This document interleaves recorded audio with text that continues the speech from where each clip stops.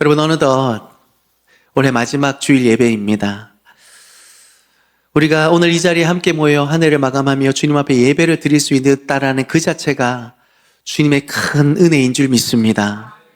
보통 이맘때가 되면 다들 지난 시간을 돌아보게 됩니다. 여러분 어떠십니까? 시원섭섭하시죠? 아쉬움도 남고 내가 왜 그랬을까 싶은 후회도 스쳐 지나갈 겁니다. 저도 그렇습니다. 그런데 여러분, 이 사실 하나만큼은 꼭 기억하시기 바랍니다. 우리가 지금 병상이 아니라 길바닥이 아니라 바로 이 은혜의 자리, 예배하는 자리에 앉아 있다라는 사실입니다. 결국은 기쁨이 슬픔을 이기고 은혜가 고난을 덮었음을 증거하는 하나님의 강력한 은혜의 현장 아니겠습니까? 이 은혜를 베풀어 주신 하나님 앞에 감사로 예배할 수 있길 바랍니다. 한 해를 마무리하면서 어떤 말씀을 나눌까 깊이 고민하고 기도하다가 오늘 본문의 말씀이 와닿았습니다. 방금 읽으신 본문 이 시편의 위쪽을 보시면 파란색 작은 글씨로 표제 하나가 붙어 있습니다. 예리한 분들은 이게 뭐지? 하고 이미 읽으셨을 거예요. 뭐라 기록되어 있습니까? 성전에 올라가는 노래.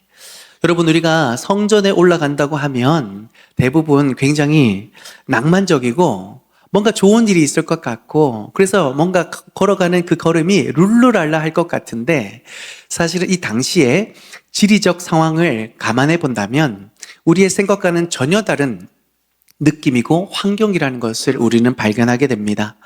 예루살렘 성전으로 올라가려면 대체로 많은 사람들이 해수면 아래 250m, 제일 낮은 여리고 땅에서 출발해서 해발 800m까지 근 1km에 달하는 높고 험준한 산을 올라가야만 했던 겁니다. 그래서 올라가는 그 걸음이 숨이 너무 깔딱깔딱할 만큼 힘이 들어서 깔딱고개로 불릴 만큼 굉장히 험준한 길입니다.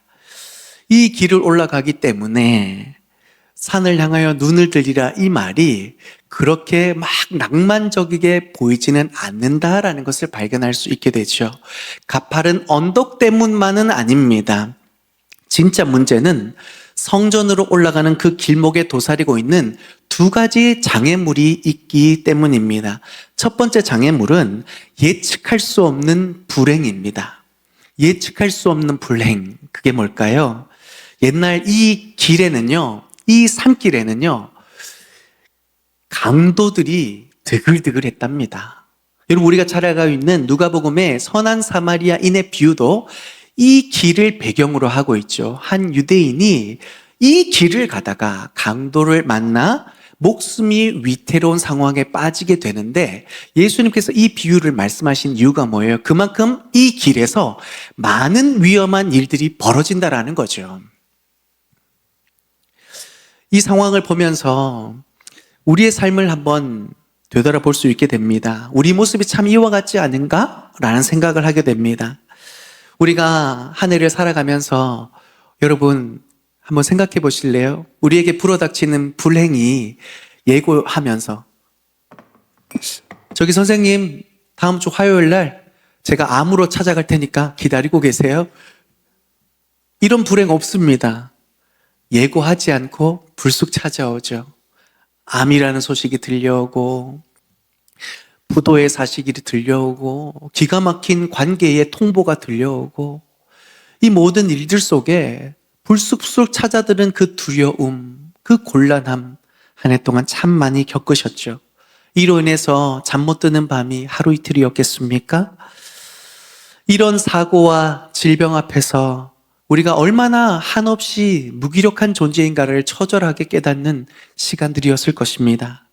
그런데 여러분, 이뿐만 아니라 진짜 무서운 두 번째 장애물이 있습니다. 바로 유혹입니다. 이때 당시에 신은 산에서 높은 곳에 거한다라는 통념이 있었어요. 그러니까 그 높은 산에다가 사람들이 저마다 우상과 산당을 설치해서 그곳에서 예배하고 있었던 겁니다. 그런데 예루살렘 성전으로 향해 나아가는 순례객들이 숨이 깔딱깔딱해요. 너무 힘들어요. 그런데 그 옆에서 편안하게 제사 드리고 있는 그 모습을 보면서 그들이 씩 웃고 있는 그 모습을 보면서 유혹 당할까요? 안 당할까요? 무슨 얘기냐면 뭘 그렇게까지 힘들게 올라가니 그냥 다 똑같은 신이야. 여기서 그냥 예배하고 내려가. 얼마나 편하고 즐겁니? 그렇게 고생하지 말고 여기서 그냥 해. 내가 여기서 그냥 하고 내려갔다니까 별일 없더라. 오히려 돈도 잘 벌리고 성공하더라. 내 자녀 이렇게 잘 되더라. 그러니까 굳이 그렇게 고생하지 마. 이런 얘기 한 해 동안 많이 들으셨죠. 여러분, 우리가 신앙생활 하면서 아마 이런 얘기 참 많이 들으셨을 거예요. 뭘 그렇게까지 해? 교회 그렇게 열심히 나가면 밥이 나와, 떡이 나와? 뭘 그렇게까지 열심히 해서 그렇게 고생하면서 살아? 이봐, 그냥 좋은 게 좋은 거라고 그냥 좀 남들 하는 대로 속이기도 좀 속이고, 그래, 눈앞에 이렇게 이익이 있으면 모른 체 하고 그냥 가져가는 거야. 왜 굳이 너만 정직하다고 너만 잘났다고 해서 그렇게 위험을 감수하고 욕을 먹고 있니? 남들처럼 살아. 남들도 양심 없어서 그렇게 사는 거 아니야. 너만 그렇게 하는 거 아니야. 왜 너만 그렇게 해서 서로 불편하게 하니? 이런 얘기 많이 들으셨죠. 이게 왜 무서운 장애물일까요? 이게 왜 무서운 장애물일까요? 저는 어쩌면 강도보다 더 무서운 장애물이 이거라고 생각합니다. 왜 그럴까요? 진짜 진짜 중요한 게 뭔지를 헷갈리게 만들기 때문이에요. 정말 중요한 게 뭔지를 헷갈리게 만들어버려요. 우리가 주님의 말씀을 따라 살아가는 것이 맞는데, 그게 예수 믿는 자로서의 당연한 선택인데, 이 땅의 삶을 살아가다 보면 수많은 그 얘기를 다 듣다 보면 헷갈려요. 이렇게 사는 게 맞는가? 하나님의 말씀대로 사는 것보다 내 욕심대로 이끌어 사는 것이 훨씬 더 똑똑해 보이다고 말하는 이 세상. 하나님과 함께하는 그 동행의 은혜가 돈 주고 받는 그 쾌락보다 별것 아닌 것처럼 보여지게 만드는 이 세상.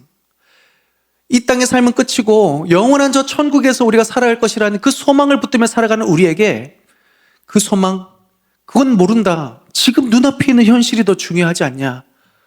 라고 도전해오는 이 세상. 우리가 이 땅에 그러한 삶과 부딪히면서 얼마나 많이 흔들리고 멍들고 아파하셨습니까? 그 절처절명의 순간에 시편의 기자가 놀라운 고백을 합니다. 1절입니다. 내가 산을 향하여 눈을 들리라. 나의 도움이 어디서 올까? 할렐루야. 절체절명의 그 위기 속에 강도가 들이치고 막 이게 맞나 저게 맞나 정말 이렇게 사는 게 맞나 헷갈릴 때에 시편 기자가 선포합니다. 내가 산을 향하여 눈을 들리라. 뭡니까? 이렇게 나를 헷갈리게 만드는 저 산을 향하여 선포한다. 저 산은 절대로 나의 도움이 되지 못한다라고 선언하고 있는 것입니다. 어떤 강도가 내게 들이닥친다 할지라도, 어떤 미혹이 내게 불어닥친다 할지라도 결코 나를 흔들 수 없다. 왜? 나의 도움은 천지를 지으신 여호와께로부터 오는 줄 믿기 때문입니다. 여러분, 우리가 믿어야 할 것은 저 산이 아닙니다. 저 산이 나를 어떻게 할 수 있을 것인가? 그 두려움에서부터 눈을 들어서 뭘 봐야 됩니까? 저 산을 지으시고 저 산을 만드시고 다스리시는 창조주 우리 하나님을 바라볼 때에 그 하나님이 우리를 도우시는 그 역사 속에 우리는 흔들림 없이 오늘을 살아갈 수 있게 되는 줄 믿습니다. 그런데요, 하나님의 은혜입니다. 하나님이 도우셨습니다. 하늘을 돌아보면서 우리가 고백하지만 여러분 한번 기억을 되뇌어 보실래요? 하나님께서 쫙 해가지고 막 은혜를 베푸신 은혜가 기억이 납니까? 아니면 쇠가 빠지게 고생한 것만 기억납니까? 여러분 어떠세요? 저도요, 말씀 준비하면서 솔직하게 말씀드릴게요. 정말 은혜 받은 것도 많아요. 정말 저에게 주신 은혜가 많아요. 그런데 첫 번째 드는 생각은 힘든 기억이 나더라고요. 이때 힘들었지. 야, 제가 이제 3년, 4년째 넘어가는데, 아니요, 제가 곱절은 더 여기 사역한 것 같아요.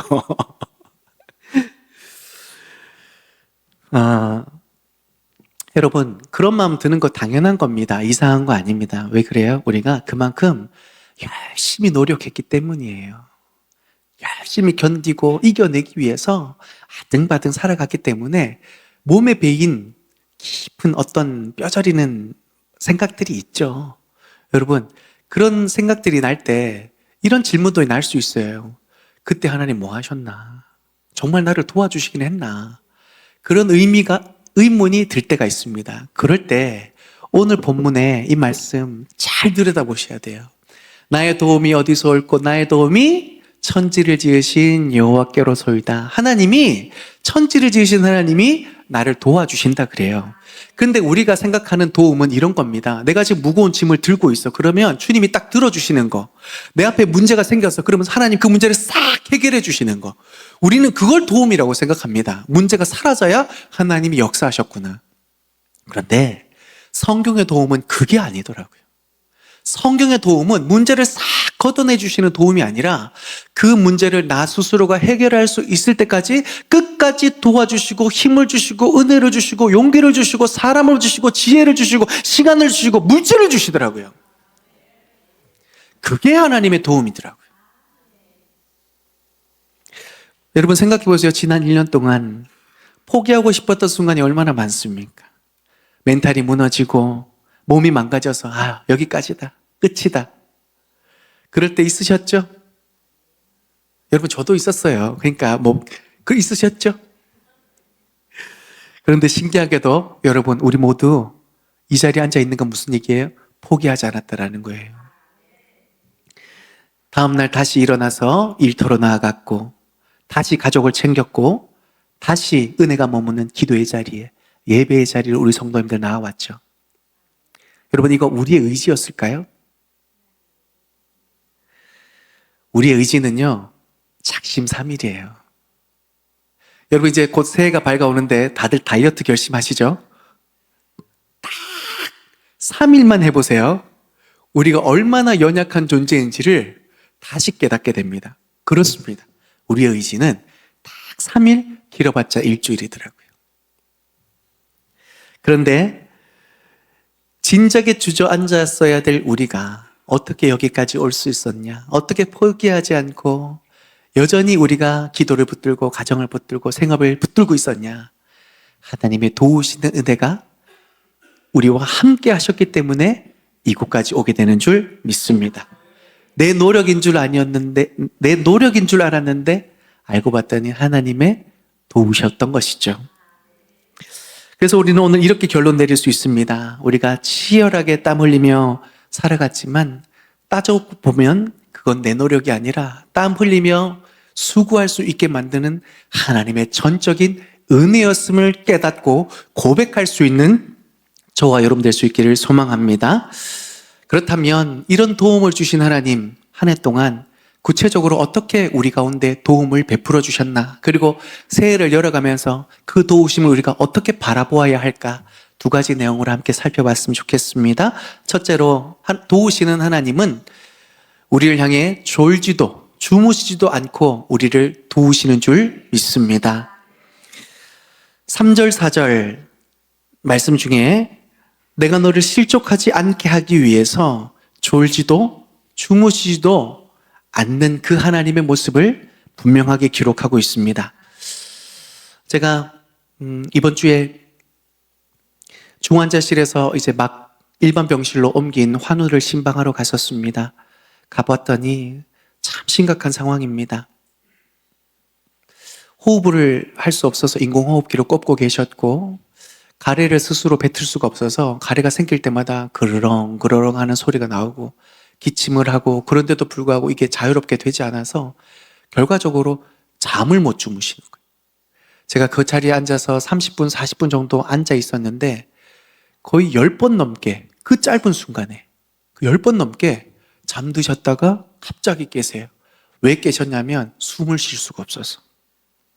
그러니까 하루 왼종일 이것들이 계속 반복돼요. 그래서 집사님, 아버님이랑 제대로 대화 나눌 수 있는 시간이 얼마 정도 됩니까? 라고 물어봤더니 1분 될까요? 라고 하시더라고요.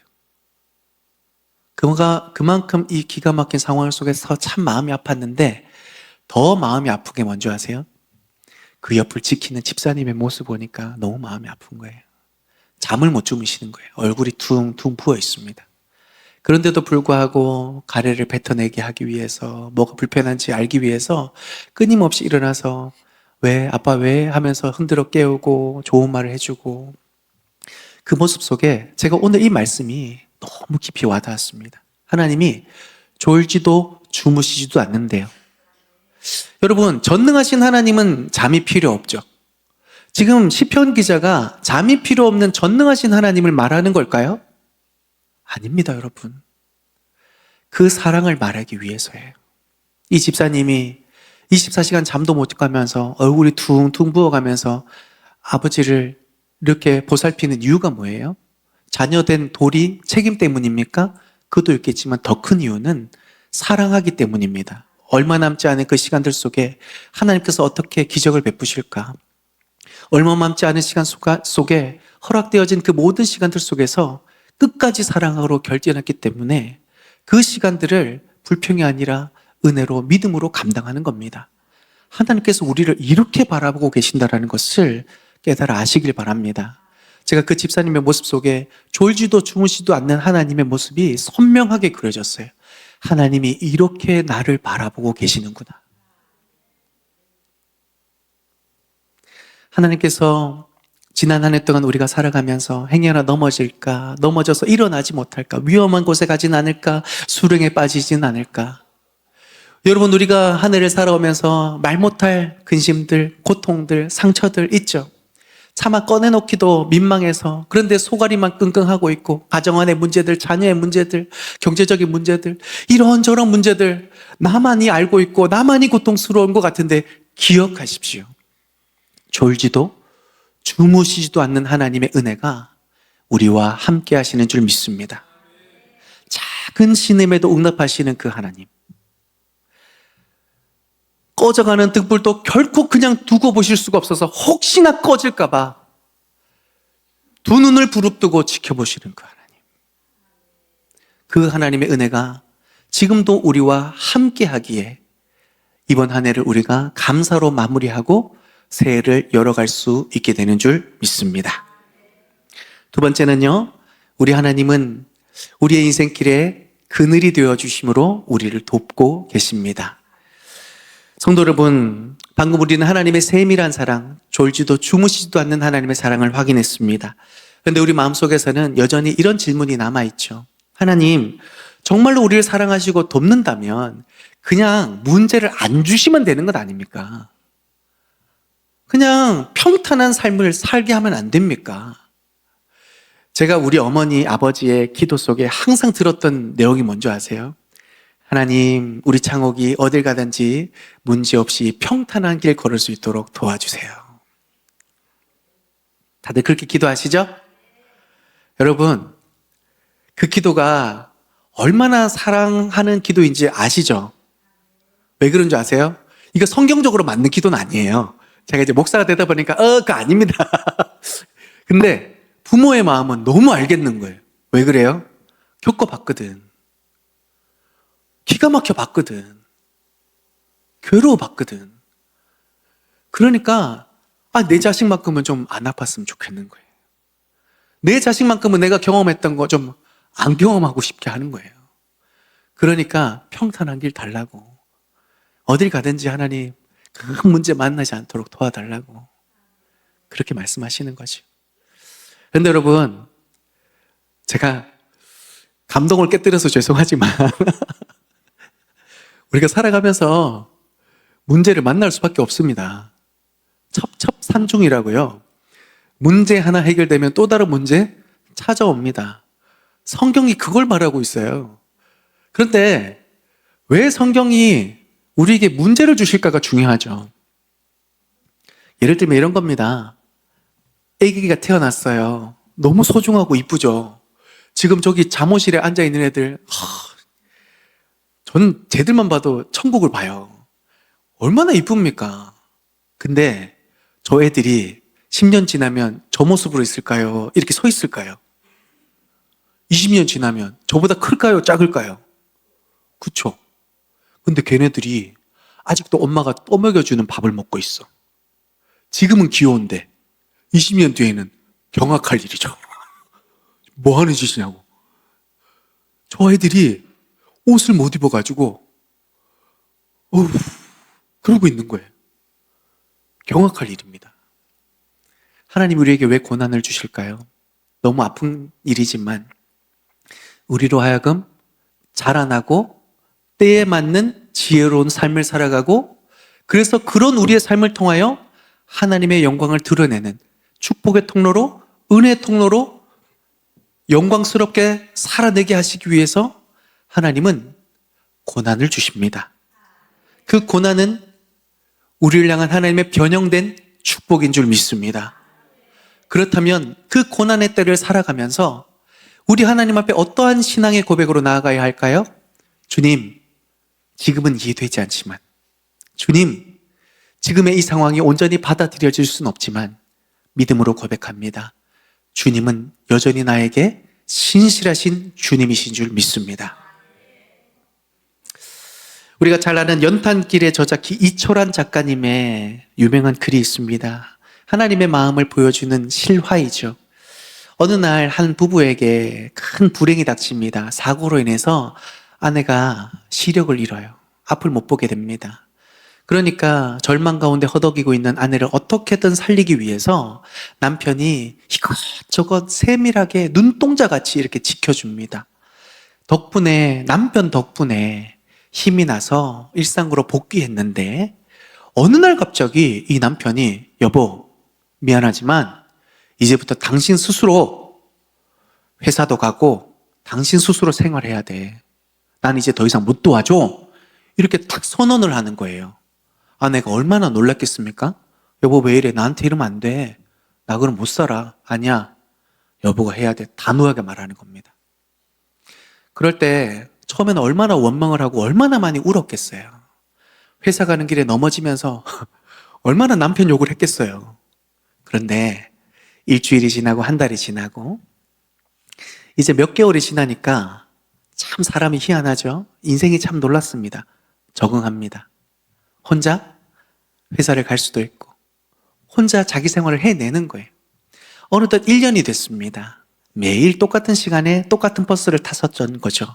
왜냐하면 그게 자기에게 익숙하고 이 루틴이 벗어났을 땐 위험하니까 똑같은 시간에 똑같은 버스를 탑니다. 1년쯤 됐는데 어느 날 버스 기사가 이 아내분에게 이런 말을 한 겁니다. 아주머니 참 행복하시겠어요. 그러는 거예요. 아니 눈먼 내가 행복하다고 지금 나 놀리나? 그래서 무슨 소리입니까? 라고 얘기했을 때 놀라운 이야기를 합니다. 아니 아주머니, 남편분이 진짜 아내를 사랑하시나 봐요. 제가 볼 때 1년 내도록 남편분이 아주머니 뒤에서 계속 따라다니는 거 너무 보기 좋아요. 너무 행복하시죠? 라고 물었던 거예요. 그런데 여러분, 이 아내는 그 전까지 몰랐어요. 남편이 왜 나한테 나 혼자 하라고 했을까? 왜 날 이렇게 차가운 현실에 내몰았을까? 속이 상하고 상처가 되고 결국 나는 나 혼자 살아내야 되는구나. 이렇게 뼈저린 아픔으로 상처로 견디면서 살아왔는데 알고 봤더니 남편이 1년 내내 자기가 없어도 이 아내가 스스로 살아갈 수 있는 힘을 길러내게 하기 위해서 단호하게, 얼마나 마음이 아팠겠습니까? 그러나 단호하게 끊어내죠. 그리고 행여나 넘어지고 못 일어날까봐, 큰 위험에 불어닥칠까봐 말없이 뒤를 지켜보고 있었던 겁니다. 여러분, 오늘 본문에 여호와께서 우리 우편에 그늘이 되신다라는 것이 이 말씀입니다. 여러분, 우리가 하나님께서 우리에게 고난을 주실 때 원망하죠. 힘듭니다, 여러분. 어려워요. 우리 수도 없이 질문합니다. 하나님, 저한테 왜 이러세요? 이거 아니잖아요. 라고 질문할 때 하나님은 여전히 우리에게 단호하실 겁니다. 너 버텨내야 돼. 이겨내야 돼. 하나님이 우리에게 딱 견딜 만큼만의 시험을 주시는 줄 믿습니다. 하나님 선하신 분이라서 우리에게 딱 맞는 걸 주실 거예요. 그러니까 우리가, 저도 그래요, 여러분. 하나님 저한테 왜 이러세요? 그만 좀 하시면 안 됩니까? 라는 말이 저도 막 나올 때가 있어요.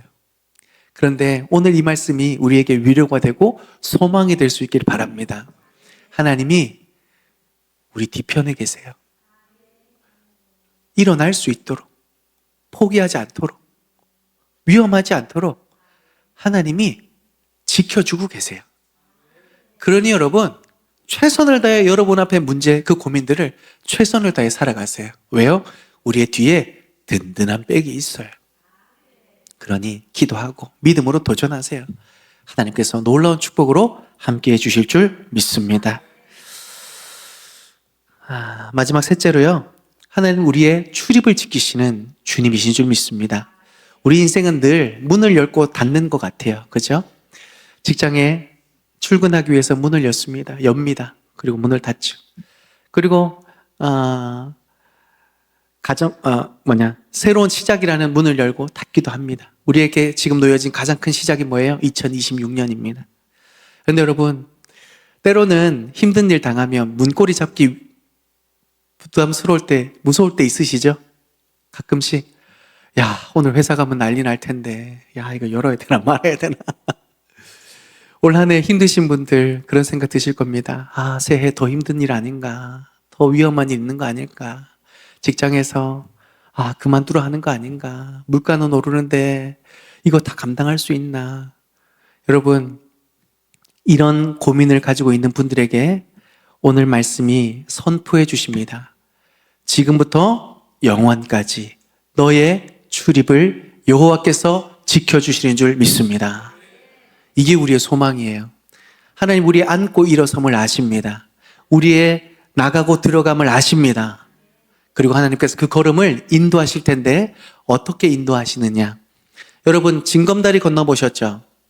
지금은 아주 그냥 재미있게 즐겁게 건너실 텐데 처음 징검다리 건너본 기억 안 나실 거니까 제가 설명해 드릴게요. 여러분, 징검다리를 건널 때 저는 제 기억에 남는 징검다리의 기억은 뭐냐면, 우리 아이들이 어릴 때, 지금은 아빠보다 앞서서 막 하고 사라져 버리지만 이 아이들이 아장아장 걷고 징검다리를 건너기에는 너무 두려워하는 그 시기에 자, 같이 징검다리를 건넙니다. 제가 건너가지고 가자 이러는데 우리 아이들이 너무 무서워해요. 못 가겠어 이래요. 제가 어떻게 할까요? 야, 가. 장난해? 발로 찬다? 이렇게 해서 건너게 할까요? 그런 아버지 없죠? 봐봐, 아빠가 가볼게. 착 건너요. 괜찮지? 아빠 건넜어. 괜찮지? 와봐. 손을 내밀겠죠. 그리고 손잡고 아이가 아빠 믿고 건너는 거예요. 여러분, 우리에게 새로운 시간, 새로운 시작이 열릴 때 기억하세요. 겁나죠? 못 건널 것 같죠? 하나님이 먼저 건너가 계세요. 그게 중요한 겁니다. 우리가 내년을 힘있게 열어갈 수 있는 이유는 다른 게 아니에요. 우리가 더 능력이 있어서, 우리가 더 잘 준비돼서 아닐 겁니다. 하나님이, 시간의 주인이신 하나님이 내년에 이미 가 계세요. 여러분, 우리가 잘 아는 내일 일은 내일이 염려할 것이요 라는 말씀 잘 아시죠? 그래서 걱정하지 마라 그러잖아요. 이 말의 뜻이 뭐예요?